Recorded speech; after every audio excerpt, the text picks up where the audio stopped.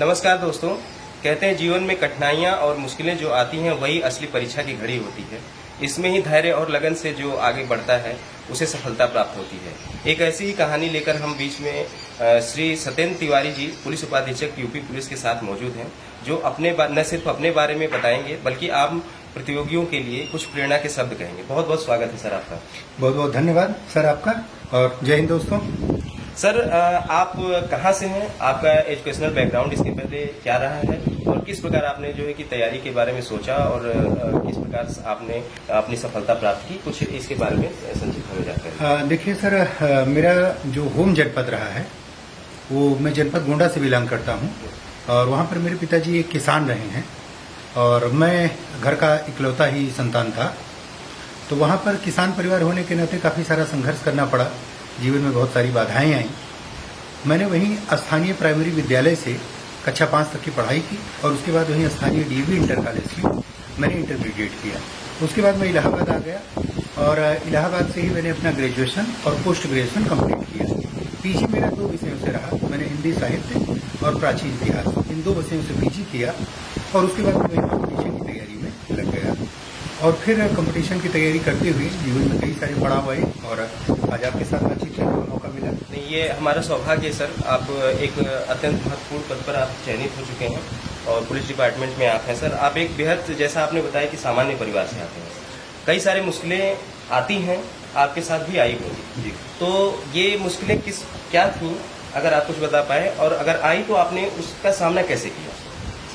देखिए, सबसे पहली मुश्किल, जिस बैकग्राउंड से मैं आता हूं, और मैं मानता हूं कि इलाहाबाद या दिल्ली में तैयारी करने वाले बहुत सारे लड़के ऐसे हैं जो किसान परिवार या मध्यवर्गीय परिवार से आते हैं।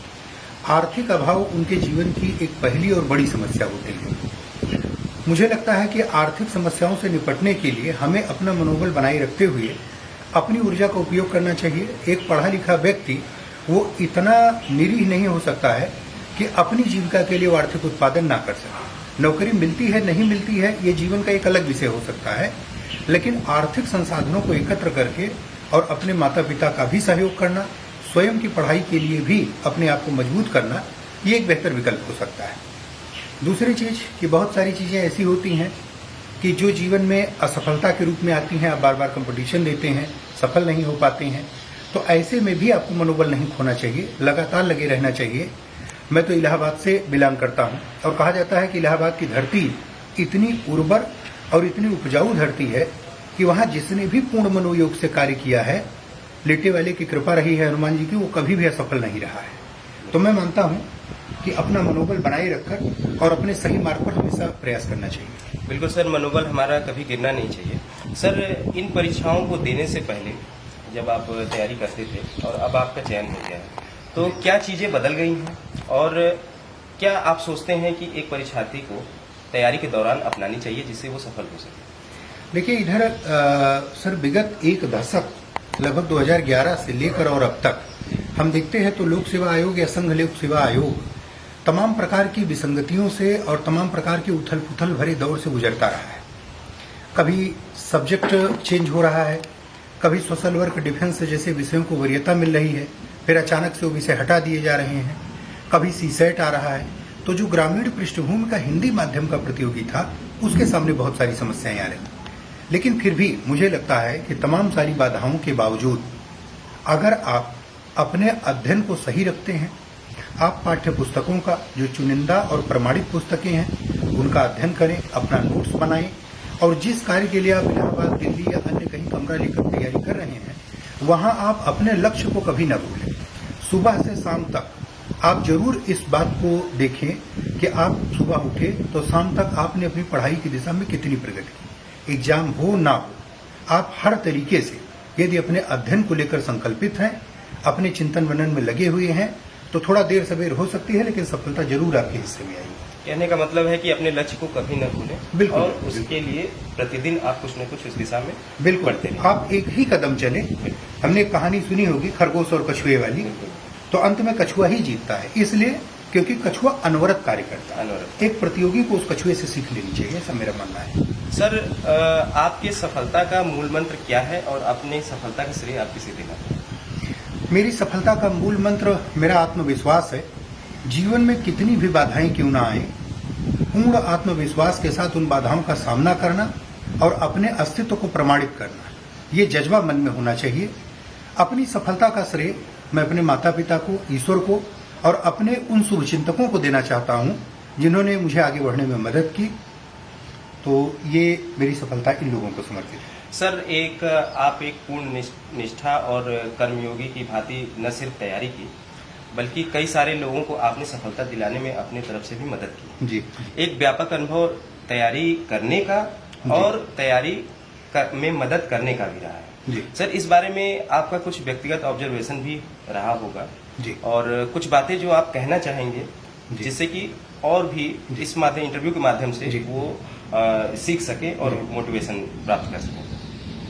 मेरे जीवन में एक ऐसा पड़ाव आया था, वर्ष 2010-11 का समय था और परिवार के आर्थिक संकटों के कारण पिताजी ने असमर्थता व्यक्त की कि वो आर्थिक सहायता नहीं दे सकते हैं। तो मैंने बड़ा विचार किया कि एक पढ़ा लिखा व्यक्ति क्या कर सकता है। मैंने कई नौकरियां अपने लिए ढूंढी और फिर मुझे लगा कि बेरोजगारी के इस दौर से निकलने का अच्छा माध्यम है कि एक पढ़ा लिखा व्यक्ति वो अपने अध्ययन का ही उपयोग करे। और अध्ययन से मैं अध्यापन की दिशा में गया और इलाहाबाद में करीब 7-8 साल मैंने सामान्य हिंदी और निबंध, ये जो 2 प्रश्न पत्र पीसीएस परीक्षा में मुख्य परीक्षा में आते हैं, मैंने उनके लिए काम किया और हजारों छात्रों से जुड़ने का मौका मिला। मेरा ये सौभाग्य रहा कि उनके जीवन में एक नींव का पत्थर बनने के लिए मुझे अवसर मिला।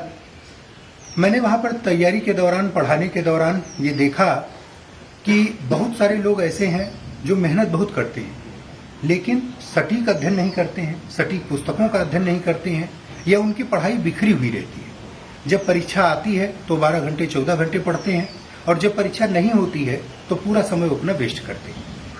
मैंने हमेशा यही एक सीख दी अपने छात्रों को भी, अपने मित्रों को भी, कि आप परीक्षा हो ना हो आप लगे रहिए, अपना कर्म करते रहिए। जो आप शांति काल में पढ़ेंगे वही आपके युद्ध काल यानी परीक्षा में आपको काम आएगा। मैंने देखा कि बहुत सारे लड़के हैं अपना नोट्स नहीं तैयार करते हैं, वो किसी के पीछे पीछे भागते रहते हैं। इन सर का नोट्स मिल जाए, उन सीनियर का नोट्स मिल जाए, कहीं से कोई ऐसा हमको शॉर्टकट रास्ता मिल जाए। मैं मानता हूं कि शॉर्टकट रास्ता ठीक नहीं है। हम पढ़ें, अपना नोट्स बनाएं और परीक्षा के लिए हम हमेशा तैयार रहें। जैसे एक सैनिक युद्ध के लिए तैयार रहता है तो उस तरीके से प्रतियोगी रहे। बहुत अच्छी बात है, हमें अपने ऊपर पूर्ण भरोसा रखना चाहिए। सर, कहते हैं कि तैयारी के दौरान कई बार ऐसे मौके आते हैं जब यह लगता है कि नहीं हो पाएगा, कुछ असफलताएं प्राप्त होती हैं और अभ्यर्थी घबराता है। जी। तो सर, अगर आपसे जोड़ के इन बातों को देखें कि क्या आपको लगता था कि आपका चयन हो ही जाएगा, अगर कभी ऐसा लगा कि नहीं हो पाएगा तो इस मुश्किल दौर में आपने अपने आप को कैसे संभाला? बिल्कुल बिल्कुल। और ये सर आपने बड़ा अच्छा सवाल पूछा और ये जो आपने सवाल पूछा ये मेरी ट्रेनिंग से भी जुड़ा हुआ है। हमारे यहाँ हमारे उस्ताद कहते हैं, जब हम लोग ट्रेनिंग करते हैं, दौड़ करते हैं, तो हमारे उस्ताद कहते हैं कि आप जितना दौड़ सकते हैं ये ट्रेनिंग नहीं है, सफलता वहाँ नहीं है। जब आप थक के चूर हो जाए उसके बाद आप जितना दौड़ते हैं वो आपकी उपलब्धि है। तो मैं मानता हूँ कि एक छात्र वो अपनी तैयारी में अगर बार बार असफल होता है तो ये उसकी क्षमता को बढ़ाती है। असफलता भी एक संकेत देती है कि आप में सफल होने का जज्बा, आप में सफल होने के चिन्ह मौजूद है। इसलिए जब घोर असफलता का दौर हो तब आपको कभी भी निराश नहीं होना चाहिए। जैसे वाजपेयी जी की, अटल बिहारी वाजपेयी जी की पूर्व प्रधानमंत्री की एक पंक्तियां रही हैं कि बाधाएं आती हैं आए, घिरे प्रलय की घोर घटाएं, पांव के नीचे अंगारे, सिर पर बरसे यदि ज्वालाएं, तो भी हमको निज हाथों में आग लगाकर जलना होगा, कदम मिलाकर चलना होगा। तो अपनी पढ़ाई के साथ, अपने जीवन के साथ, अपनी परिस्थितियों के साथ हम कभी भी रुके नहीं, कदम मिलाकर आगे बढ़ते रहें तो सफलता जरूर मिलेगी। बिल्कुल सर, आपके पास अनुभव का एक संचित भंडार है।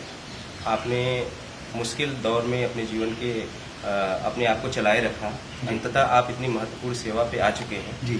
उसमें भी पुलिस डिपार्टमेंट एक महत्वपूर्ण विभाग है जिसमें आप सेवा करेंगे और ट्रेनिंग के उपरांत आप फील्ड में जाएंगे लोगों को।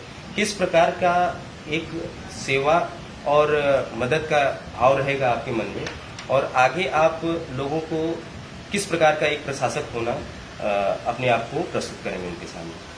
तैयारी के दौरान हम लोगों ने एक महत्वपूर्ण चीज देखी कि हमारे यहाँ का जो संवैधानिक तंत्र है, जो शासन प्रशासन की व्यवस्था है, वो एक कल्याणकारी राज्य की अवधारणा से जुड़ी है। क्योंकि बहुत सारे बच्चे जो प्रशासनिक सेवा में आते हैं वो ग्रामीण पृष्ठभूमि के सामान्य जीवन के, उनका कोई बहुत अच्छा ग्राउंड नहीं है। इसलिए मुझे लगता है कि जब वो प्रशासनिक पदों पर जाएं तो वो कल्याणकारी राज्य की भावना को, एक जो फ्रेंडली पुलिसिंग की अवधारणा है, स्मार्ट पुलिसिंग की अवधारणा है, उससे जुड़कर उस आम व्यक्ति के साथ खड़े, उस न्याय के साथ खड़े हों जिसके लिए हमारा तंत्र लगातार काम कर रहा है। आखिर मैं पुलिस सेवा में हूं या बहुत सारे लोग अन्य पदों पर बैठे हुए हैं, एक आम आदमी के पास शायद किसी प्रकार की न पावर होती है न सामर्थ्य होती है, उसके पास अगर कोई सहारा होता है तो हम आप जैसे लोग ही होते हैं। मुझे लगता है कि जब भी हम कोई काम करें तो हमेशा हमें उस लक्ष्य को ध्यान रखना चाहिए। जैसे गांधी जी का एक शब्द मुझे याद आता है, और शायद हर तैयारी करने वाले लड़के के कमरे में एनसीईआरटी की किताब मौजूद हो, और अगर किताब को पन्ना खोलेगा तो उसमें एक चैप्टर है गांधी जी का जंतर, और वो कहते हैं कि जब आप कोई कदम उठाइए तो देखिए कि वो अंतिम व्यक्ति को कितना लाभ पहुंचाएगा, और फिर आप देखेंगे कि आपका कोई रास्ता गलत नहीं होगा। सर, बहुत अच्छी बात है, आप बेहद ही जमीन से जुड़े हुए व्यक्तित्व हैं और जीवन के अनुभव ने आपको सरल होना और स्वभाव में मृदुभाषी होना सिखाया है, जो कि दिख भी रहा है। सर, आपके जीवन का और भी क्या लक्ष्य है? आगे आप अपने आप को कहाँ और देखना चाहते हैं? मैं ये चाहता हूं कि अधिक से अधिक लोगों के साथ जुड़कर उनको आगे बढ़ाने के लिए समाज जीवन में अगर मुझे मौका मिले, तो अगर मुझे एक छात्र के रूप में मिला तो मैं वहां अपने मित्रों को मोटिवेट किया, एक अध्यापक के रूप में मिला तो मैं अपने छात्रों को मोटिवेट किया, और आज एक पुलिस अधिकारी के रूप में मौका मिला है तो मैं उन लोगों के साथ खड़ा होना चाहता हूं जो पीड़ित हैं, जो कमजोर हैं, जो असहाय हैं। और हमेशा ईश्वर से मेरी एक ही प्रार्थना है सर, कि ईश्वर मुझे सदैव एक सामान्य व्यक्ति ही बनाए रखें और उन्हीं लोगों में शामिल किए रहें जो शायद एक आम आदमी की पहचान रखते हैं। तो मैं जीवन में वही जाना चाहता हूँ। सर, आप काफ़ी सारे लोगों के लिए प्रेरणा के स्रोत रहे हैं, अभी भी हैं, आगे भी रहेंगे। तो सर, एक संदेश जो आप इन अभ्यर्थियों के नाम, लोगों के नाम देना चाहेंगे जिससे कि वे लाभान्वित हो सकें। मैंने ट्रेनिंग के दौरान तमाम सारी ये परिस्थितियाँ आई तो मुझे थोड़ा बहुत लिखने का भी शौक रहा, तो मैंने एक छोटी सी रचना लिखी, और वो रचना शायद मेरे पूरे अपने संघर्ष और उन तमाम लोगों के संघर्ष को समर्पित है जो आज भी कहीं इलाहाबाद और दिल्ली जैसे शहरों में एक 8x10 के कमरे में कर रहे हैं। मैंने कविता लिखी कि आसमान में पलते ख्वाबों को जमीन पर उतारने के लिए, आसमान में पलते ख्वाबों को जमीन पर उतारने के लिए बहाना पड़ता है पसीना, सहनी पड़ती है कड़ी धूप, चाहे सर्द हवा हो या लू, बिना थके, बिना रुके, बिना टुके, बिना झुके, आखिर बरसों से दबा ताप दाप को सहा, कोयला तभी तो बनता है हीरा। असंभव को संभव बनाने के लिए जीना पड़ता है, मरना पड़ता है। असंभव को संभव बनाने के लिए जीना पड़ता है, मरना पड़ता है, क्योंकि बिना प्रसव पीड़ा के कुछ भी जन्म नहीं लेता। इसीलिए वह गलता है, जलता है, ढलता है, एक प्रतियोगी या एक सामान्य व्यक्ति ऐसे ही पलता है। तो ये मेरा संदेश जो है ऐसे तमाम सारे संघर्षरत कर रहे साथियों के लिए है, और मैं चाहूंगा कि भविष्य में वो भी ऊर्जा के साथ आएं और उनसे मुलाकात हो, साथ काम करने का मौका मिले तो अच्छा लगेगा। बिल्कुल सर, आपने इतनी अच्छी बातें की। आप सदैव प्रतियोगियों के हित के लिए आपने कार्य किया, न सिर्फ अपने लेखन के माध्यम से, बल्कि आप लेखन के माध्यम से और भी कुछ देने जा रहे हैं हम लोगों के, जिसका नाम है शिवालिक से, लोगों के बीच में जल्द ही आएगी। यह काफ़ी रोचक होगा हम लोगों के लिए भी। सर, आपने इतने अच्छी बातें हम लोगों से की, लोगों के लिए प्रेरणा दिया, आपका बहुत बहुत धन्यवाद सर। हम कामना करेंगे कि यूं ही जीवन में आप निरंतर ऊंचाइयों को पहुंचते रहें और आपका दिन शुभ रहे सर। बहुत बहुत धन्यवाद। बहुत बहुत धन्यवाद सर आपका, और बहुत बहुत धन्यवाद साथियों मुझे सुनने के लिए, इतना समय देने के लिए।